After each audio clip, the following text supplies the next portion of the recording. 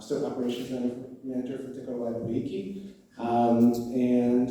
This is a little outside my comfort zone. I'm not usually a public speaker. I'm more of kind of like a boots on the ground and working with a team type of guy, so just be patient with me in my presentation, and I'll probably be a little bit nervous, but thanks for coming out today to hear me speak. Te Korowai Waiheke, our aim is to restore our island bird song together and to create the first predator-free urban island. Te Korowai Waiheke is a community vision, and Te Korowai Waiheke translates to the cloak of Waiheke. Korowai is a traditional cloak, usually protecting something of significance.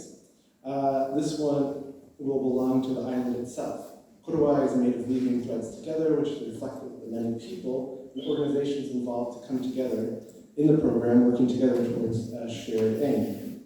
Waiheke has a really great history of environmentalism, and the first kind of successful eradication actually happened on Maria Island in 1960, and this was organized by a school teacher and the students from Waiheke Island.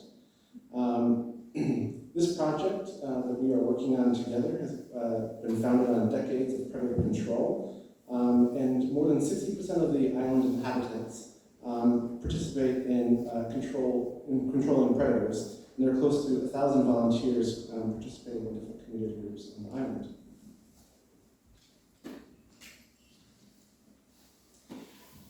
This map shows where Waiheke sits in the Hauraki Gulf Marine Park. It's right on a seabird superhighway stretching from the Coromandel Peninsula to mainland Auckland. It's the second largest island in the Hauraki Gulf, just followed by Aotea. And it's also there's exciting possibilities for the biodiversity gains from the program that we're working on. Seabirds require safe breeding sites as well, so it's not just our forest birds that need this protection, it's also the seabirds as well. And we have lots of breeding and nesting seabirds along the coast. So this project is both a terrestrial and a marine protection project. Since Maria Island was successful more than 60 years ago, there's been 100 eradications that have been completed, and Waiheke Island is surrounded by lots of predator-free islands. So the light green islands that you see there, those are already islands surrounding us that are predator-free. So actually 44 out of the 50 islands in the Hauraki Gulf are already predator-free. So it's really important that we kind of attain that goal as well.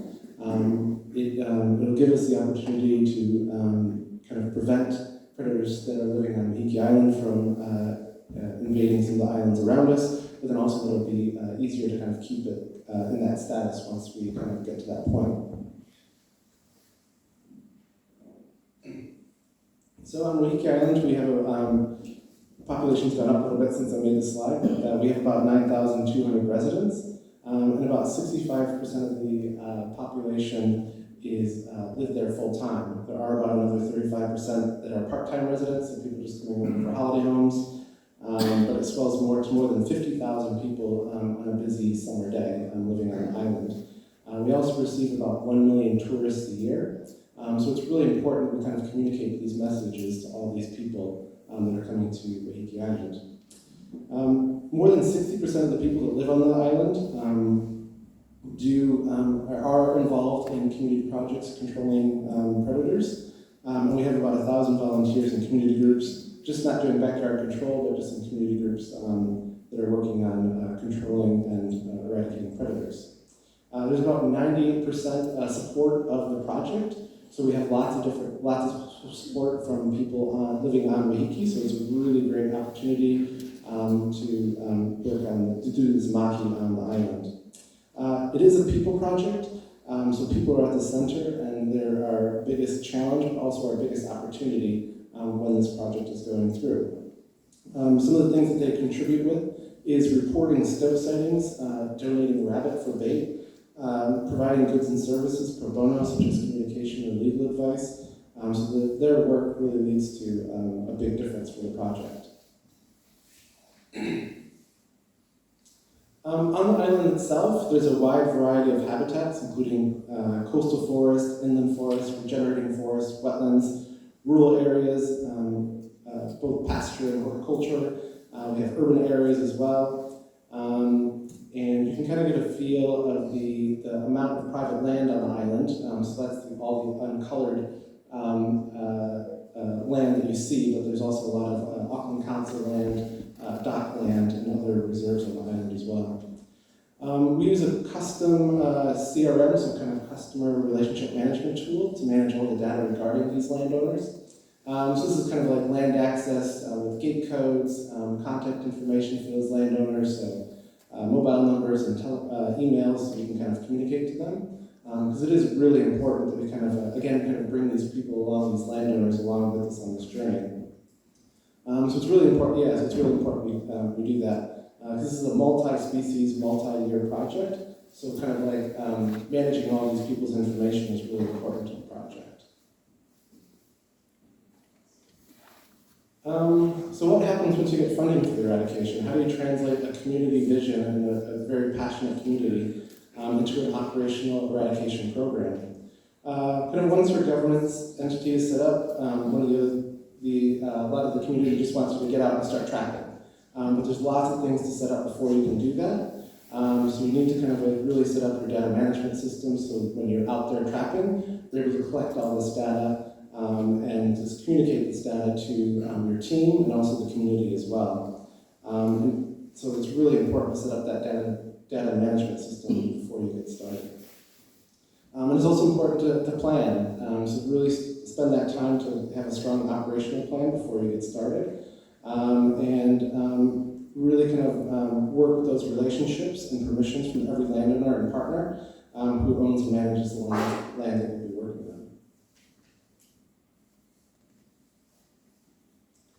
on. It's important to have the eradication mindset. So during this project, we are trying to target every single stoat.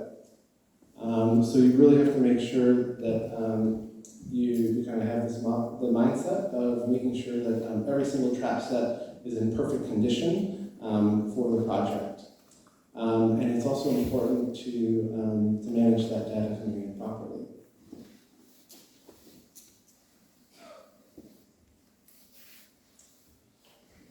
So the eradication project, so we were operational in February of 2020, but the project actually started in 2018 with getting everything set up.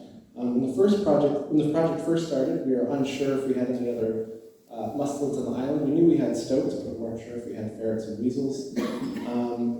Since the project has been going on, we haven't caught any weasels or ferrets in our network of DOT 200s, so we can pretty confidently say that we are only dealing with stoats on Waiheke Island, so it does make it an advantage that we're only dealing with one of the mustelid species.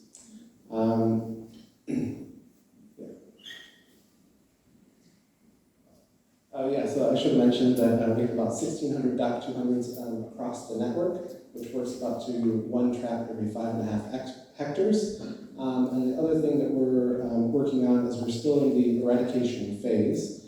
So we're still trying to catch these last stoats, but once we do catch the last stoat, we still have to do a 2-year monitoring plan to make sure that there aren't any stoats that we've missed on the island as well.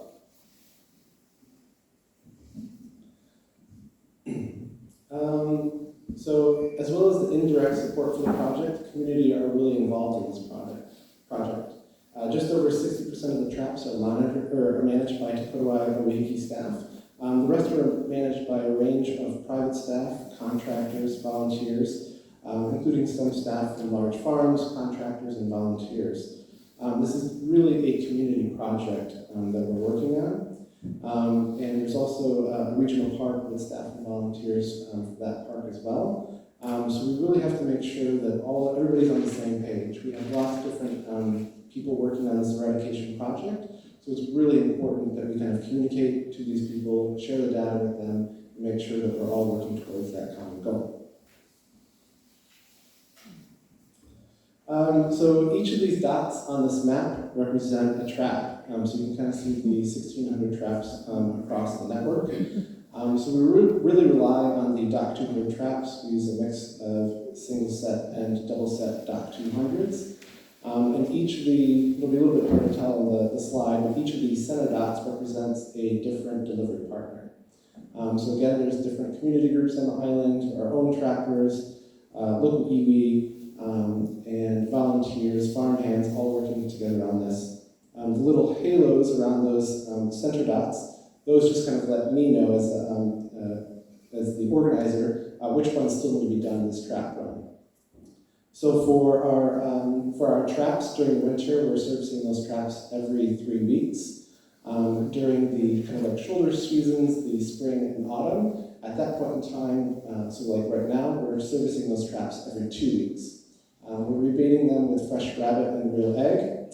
But the other thing that we're doing, so kind of like during the denning and dispersal season, so that's kind of like from October until February, some of those traps we're checking weekly. And if we're actually able to catch a juvenile stoat or a lactating female, we will check those traps daily after that.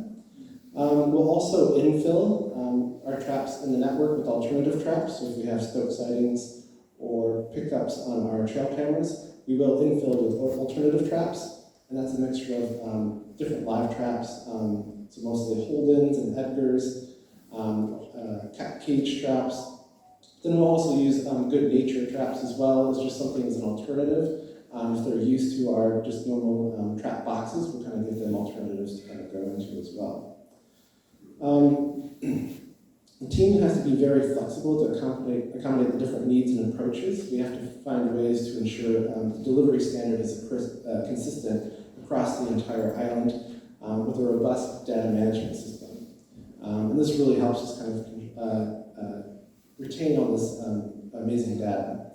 All staff and most contractors and volunteers use ArcGIS field maps to record their data in the field. There's a few volunteers that use TrapNZ, and this is some of the community groups that started prior to this project starting, so they already had their data management system, a lot of their data in TrapNZ. We're able to let TrapNZ communicate with our ArcGIS system, and so those seamlessly can kind of communicate back and forth, and so we can kind of upload their data into our system, and all this data is available to us real time.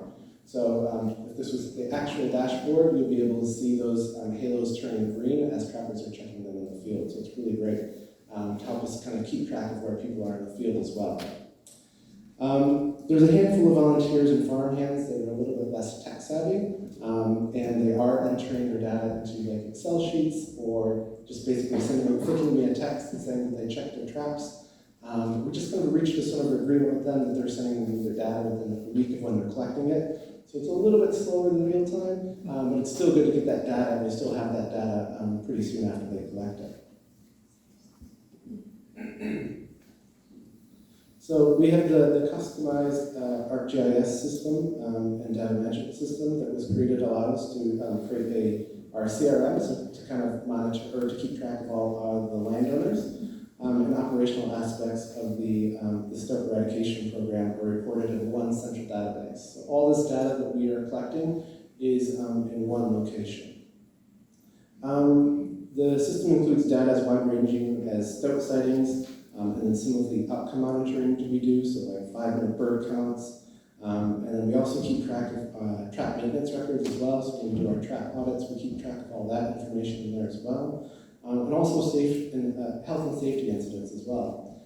So you can kind of see trends in the data with stoats and where you're catching them. You can also see trends in health and safety incidents as well. So we can kind of adapt as we go along with health and safety, which is very important to kind of keep all our trappers healthy and safe when they're working out in the field. Yeah, and then also we currently do not have county dieback on the island, so it's able to, we also keep track of where the county forests are, so we're able to kind of keep track and make special, like make the trapper aware when they're going into areas with county forests.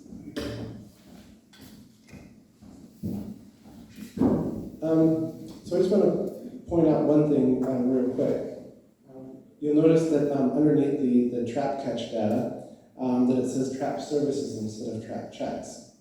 And that's something that we really want to instill to the team, is they're not just checking the trap, they're not just going over there, picking out a piece of rabbit and chucking out the fresh egg and just putting the new lure into there. They should be doing a mini audit every time they go to each and every trap. So they should be kind of like looking at that trap and making sure that it's in pristine condition. So when the stoat approaches the trap, that it goes into the trap. Because at this point in the project, we aren't targeting just any old stoat, we're targeting the choosiest stoats. So it's really important to have that mindset for the team. So we stopped referring to them as trap checks, we just refer to them as trap services now. By now, I think we're up to about 140,000 trap services since the project started. I think that the number increased to actually 181 stoats. Our most recent stoat catch was a female, and she was caught just near the Fairfield Bay's Bento Waiheke Island before. She was caught on the west end of the island, just south of Matiatia. And for that one, we actually did a dissection, and we were able to kind of see that it did have, that female was pregnant, and we did find 7 embryos in there. And so it was really kind of interesting to kind of see that. All the stoats we collect are sent to Dr. Andrew Veal, who you'll hear a little bit later today, and they're sent away for genetic analysis.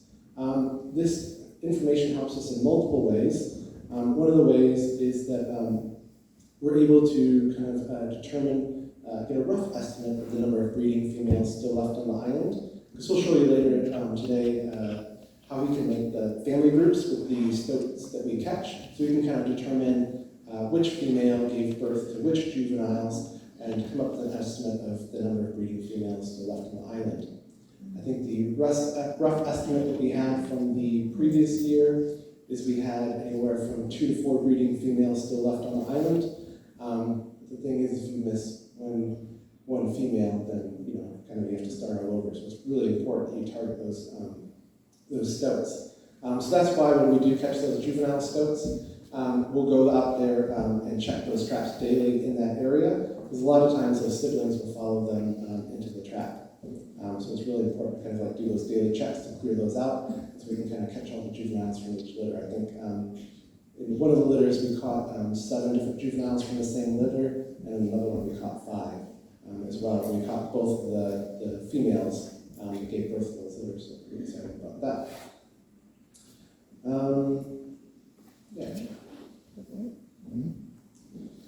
So this is a stoat catch heat map. The white dots on the map are indicating the location of a stoat sighting. So you'll notice most of those stoat sightings are on the west end of the island, and that's mostly because that's where most of the people live.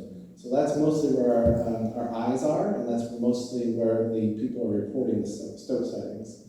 And we do respond to every single stoat sighting that comes in, and our level of effort to respond to the stoat sighting just depends on the validity of the stoat sighting. So every single person that comes in and either calls our 0800 number or fills out the form on the website, I'll give them a quick call and record that stoat sighting in survey 123. And it's not that I'm kind of grilling them with questions about about that stoat sighting. It's more of a conversation. And it's really a great opportunity to kind of let them know more about the project.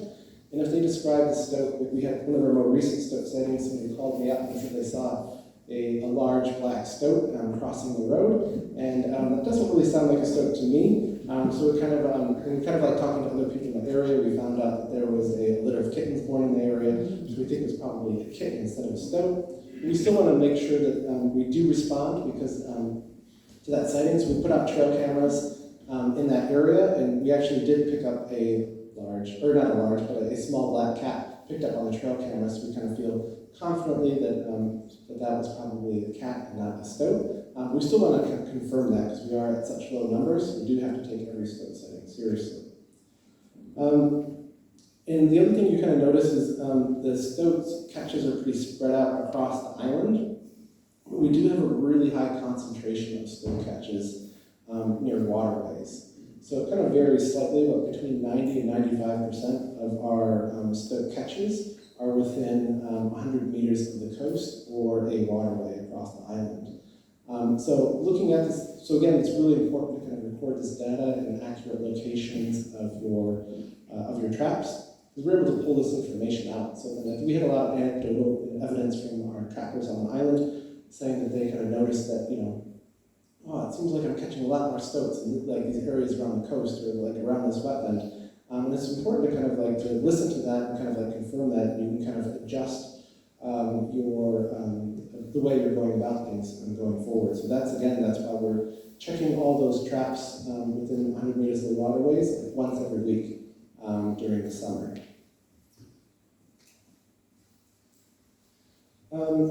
So this is an interesting slide. So we do work with detection dogs on the island as well. So these are all the stoat dog tracks from the different visits on Waiheke Island. So the kind of like what do we call that, the bluish tracks, those are from scat scent dogs. And so those are the ones that are specifically looking for stoat scat. So I don't know if people are familiar with Brad and his dog Guido, but they've come to the island a few times to help us out. Then we also have the maroon colored track lines, and those are areas that the scent dogs have gone into. And then the different circles represent different indications, so whether it be like a scat found or one of the scent dogs indicating on the area.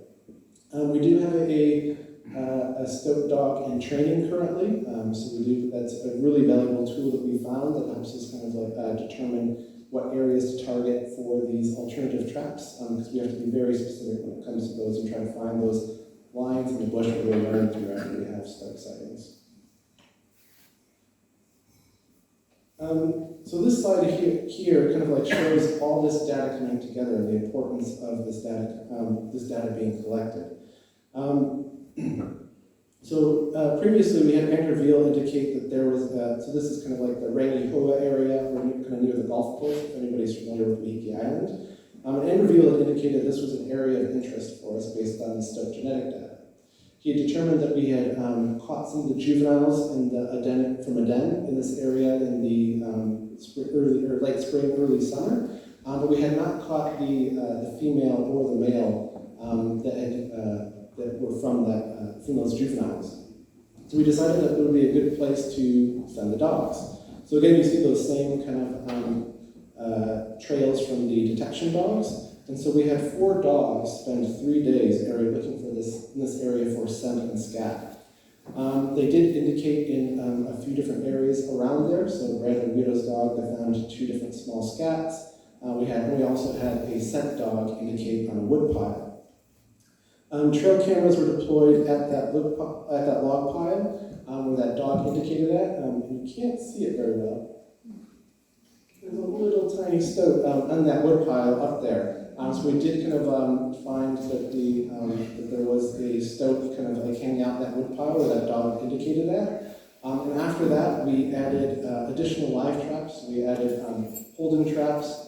We also added an Edgar trap with a sound lure in it with juvenile stoat noises. And we actually dragged a dead female stoat over the trap, through the traps, through the bush, all over there to create scent trails, kind of like leading to that area. And then it was after we dragged that dead stoat that we caught this stoat. This is kind of a famous stoat, so this is, his name is Mr. Waiheke, and he's actually traveled down to Wanaki Whenua in Lincoln. He's actually used in seeing how trap-shy individuals interact with traps. And Andrew's told me that he is the most leery and most neophobic of all the stoats they have in captivity. So he's been really helpful to the project and understanding how different individuals that are kind of trap-shy interact with different lures and different traps. So it was a very valuable catch. A huge effort. Data. It's important to collect as much data as you can. You don't know exactly what information you'll need to know a little bit later on in the project. So we're able to adjust trapping techniques, change lures out, adjust trap schedules as we see trends in the data. And then we're also, again, able to confirm anecdotal evidence that the trappers talk to us about. And one of those instances is when I first started with the project, so I wasn't there when it first started. But when I joined in October of 2020, one of the trappers told me, he said, Frank, he's like, and arrays do work in some areas, but he was just like, he told me, he's like, I don't think the arrays are working for us. And so we did kind of like do like a small kind of like break around Christmas time where we didn't check the traps as frequently. I think it was like once every 3 weeks during that time, so we could give people a small break. But I noticed that when I looked at that, what he told me, and I looked at the trap run before we put the arrays in, we caught 3 stoats. The trap run we had the arrays in, we caught 0 stoats. The trap run after that, we caught 4 stoats. So to me, I think the arrays can work, but on Waiheke Island, because we are a warmer, humid climate, I think that those arrays don't work for us. They kind of get moldy a little bit faster. So just having that fresh rabbit is really key for us. We've kind of moved away from the arrays. We did use them our first winter as well. We've just increased the frequency of our trap checks, just so we can have that more desirable bait in the traps. And then we can also analyze the different traps, which ones are most effective. So we always look at the percentage of the traps that are in the network and what percentage of the stoats that they catch. I think the most effective ones that we found so far are the double entry run-throughs for our normal DOC 200 traps, which is kind of what everybody says. But then for our live traps, I was really surprised by this, but the Holden kind of like yellow plastic live traps have been really effective for us. That's kind of like, as far as our alternative traps, it's been the live trap that's caught the most stoats.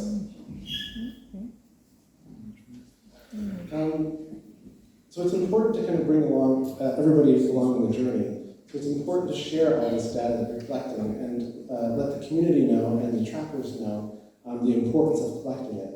Because if they don't understand the importance, then you won't get the quality data, you won't get it in soon enough, and they just don't understand, they won't record it accurately.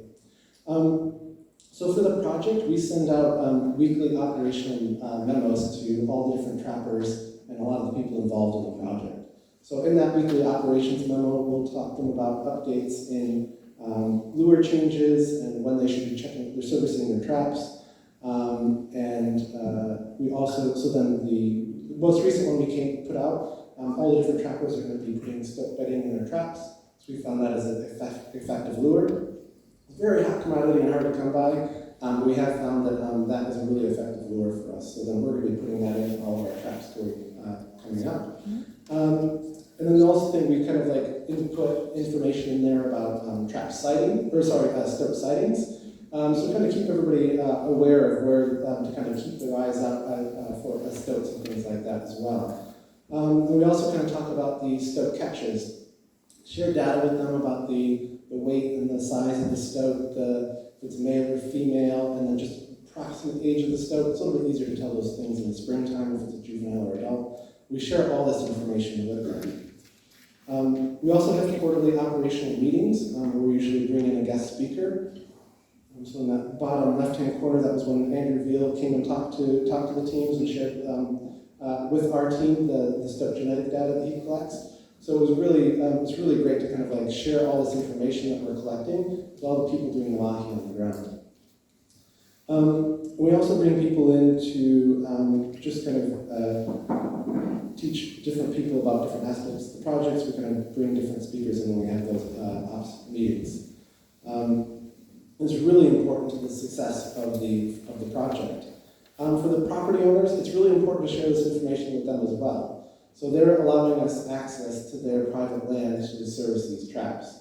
So we usually send out memos to them on a quarterly basis as well. Include a little bit of additional information that's not just in our general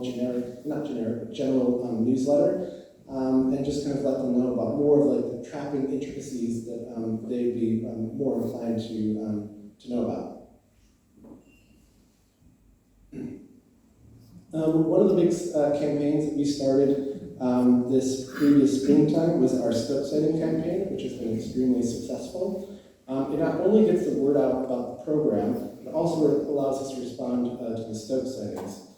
This past springtime, we talked to numerous schools, community groups, and business groups across the island.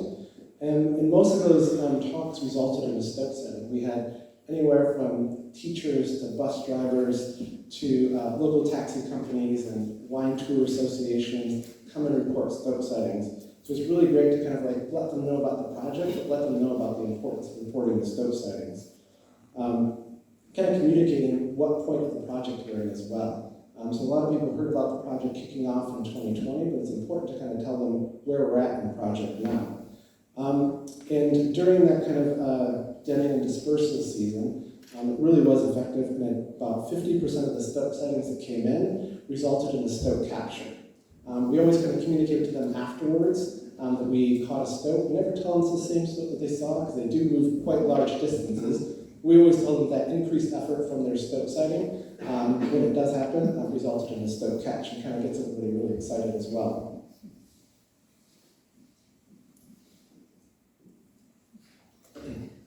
And it's really important to analyze the data, but you also need to share it with everyone. Bring people along for the journey. I think one of my most favorite things is me and my partner, we're both in the wine industry, and there's a winemaker on the island. He never asks me about wine, he always asks me about stoats. He's just always really excited about the stoat project, and when he hears about a stoat sighting in his area, he's always kind of the first to kind of like, see if we can do anything extra or what he can do to help out. It was really important to kind of bring those landowners along on that journey and do outreach for the project. So in the upper right-hand corner, you'll see in that one, that's Tim Lovegrove. So we brought him to the island to teach our team how to do 5-minute bird counts. But we also extended that training to the different various groups on the island. So he did a lot of outreach to the islands. We taught people how to identify different bird calls and to be able to kind of like do the 5-minute bird counts on the island as well. So kind of like sharing these resources with the people that are on the motu. In the bottom corner, we're measuring stoat skulls. We're kind of getting an idea of stoat age by measuring stoat skulls. So again, it may seem kind of like very boring, but we do have a lot of people that are excited about these things. And so we allow people to come in and kind of like learn how to like age stoats. And so we have quite a few people that came in. I was really surprised by that. But yeah, we Dr. Elaine Murphy come in and talk to us about the measuring stoat skulls.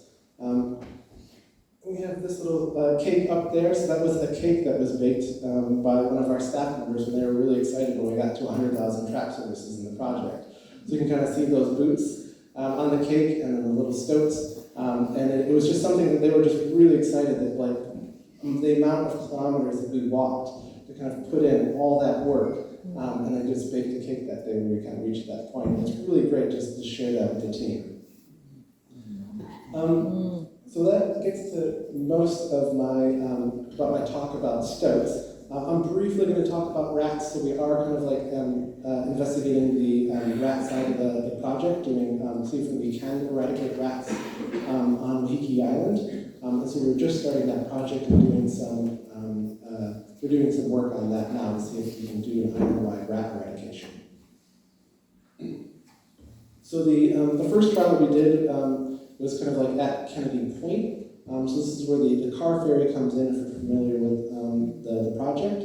And the one thing that we kind of learned with this project is the southern half of that peninsula there was a Victor trap 1 every 25 meters across that area.